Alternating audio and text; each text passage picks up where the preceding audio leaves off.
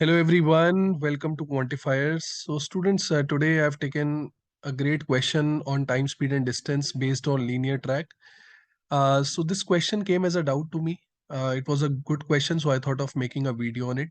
आप सब लोग इसे ज़रूर try करें solution देखने से पहले. Let me also tell you if you're a serious cat aspirant और आप चाहते हैं आपको आपके WhatsApp पे ही सारी important information, सारी important notifications मिलती रहे related to different colleges, different exams. तो प्लीज गूगल फॉर्म फिल करें जिसका लिंक डिस्क्रिप्शन में गिवन है। इसके अलावा students we have a Facebook group, WhatsApp group, Telegram group. यहाँ हम डेली क्वेश्चंस पोस्ट करते हैं आपकी प्रैक्टिस के लिए।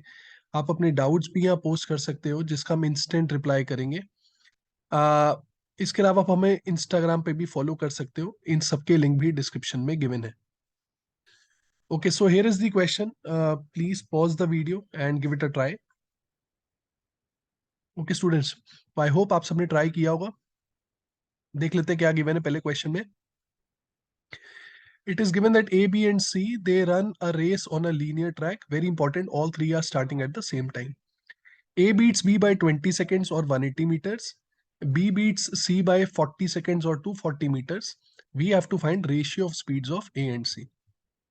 तो पहले एक काम करते हैं यार, जो पहली कंडीशन है हम उसको यूज करेंगे, right. It is given that A beats B by 20 seconds और 180 मीटर्स। आई होप आप सबको इसका मतलब पता है ना। सो meaning of this statement is कि मान लो जब ए ने रेस फिनिश करी, okay let's say this is the finishing point. जब ए ने रेस फिनिश करी तो बी कहां पर है? B is 180 metres behind.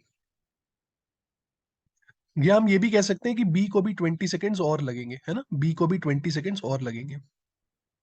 तो ये इन्फॉर्मेशन बेसिकली किसके बारे में? ये इन्फॉर्मेशन बेसिकली बी के बारे में है। तो यहां से मैं बी की स्पीड निकाल सकता हूँ। I know B is covering 180 metres in 20 seconds, तो speed of B will be 180 by 20, that is 9 metres per second. ऐसी स्टूडेंट्स अगर मैं सेकेंड कंडीशन यूज करूं, वहां पर लिखा है B beats C by 40 seconds और 240 मीटर्स। मतलब जब बी ने रेस फिनिश करी, है ना, जब बी ने रेस फिनिश करी तो सी कहां पर है? सी 240 मीटर्स पीछे है। या हम ये कह सकते हैं कि सी को भी 40 सेकेंड्स और लगेंगे, है ना, सी will take 40 seconds more.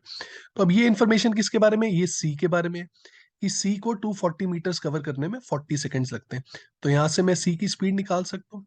That will be 240 by 40, that is 6 metres per second.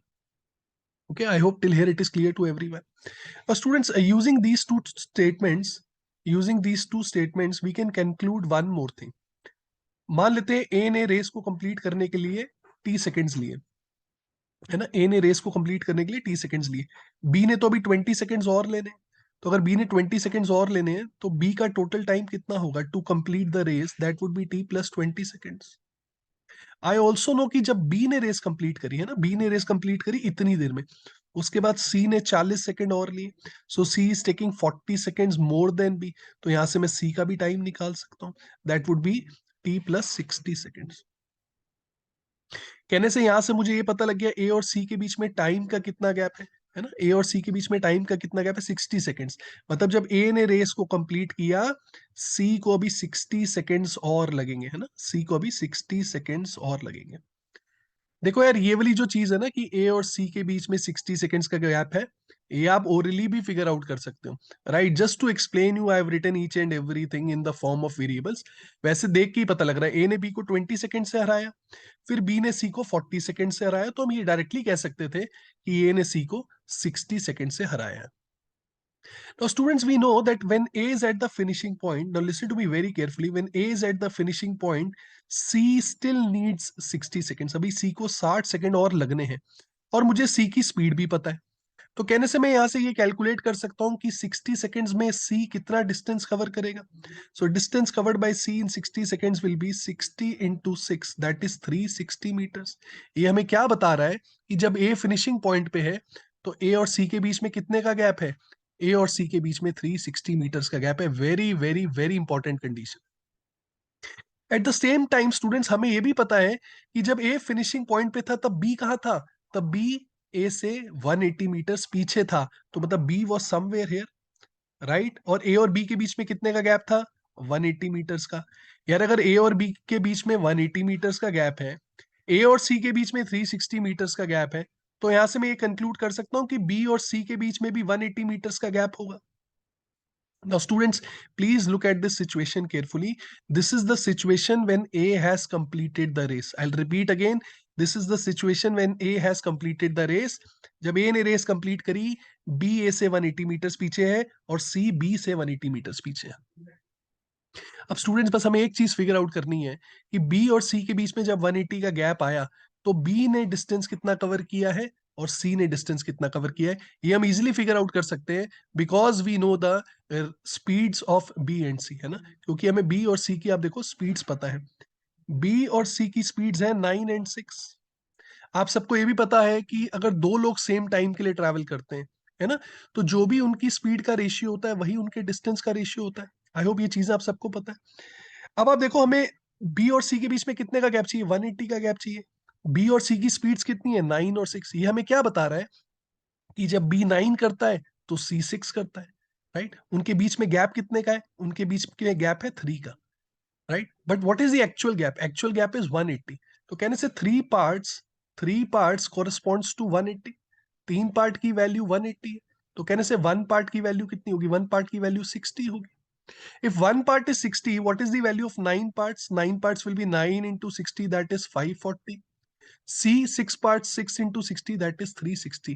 इसका मतलब है B और C के बीच में 180 का गैप कब आएगा, जब B ने किए होंगे 540 और C ने किए होंगे 360. then only there will be a gap of 180 between them. तो अब यहां से मैं सारी चीजें पता लगी कि मतलब C ने जो डिस्टेंस कवर किया था that was 360, राइट. और बी का डिस्टेंस कितना हो गया, यू कैन सी, जब सी ने कवर किए 360, बी ने किए कवर किए 180 ज्यादा, so B has covered 540. And in the same time, right, in the same time A कहां पर है, A has covered 180 more than B. 180 more than B, that means 720. अब स्टूडेंट्स आपको निकालना है ए और सी की स्पीड का रेशियो. हमें ये भी पता है जब ए ने किए 720 तब सी ने कितने किए, सी ने कवर किए 360. कहने से ये उनके डिस्टेंस का रेशियो है, तो अगर ये उनके डिस्टेंस का रेशियो है तो यही उनकी स्पीड का भी रेशियो होगा.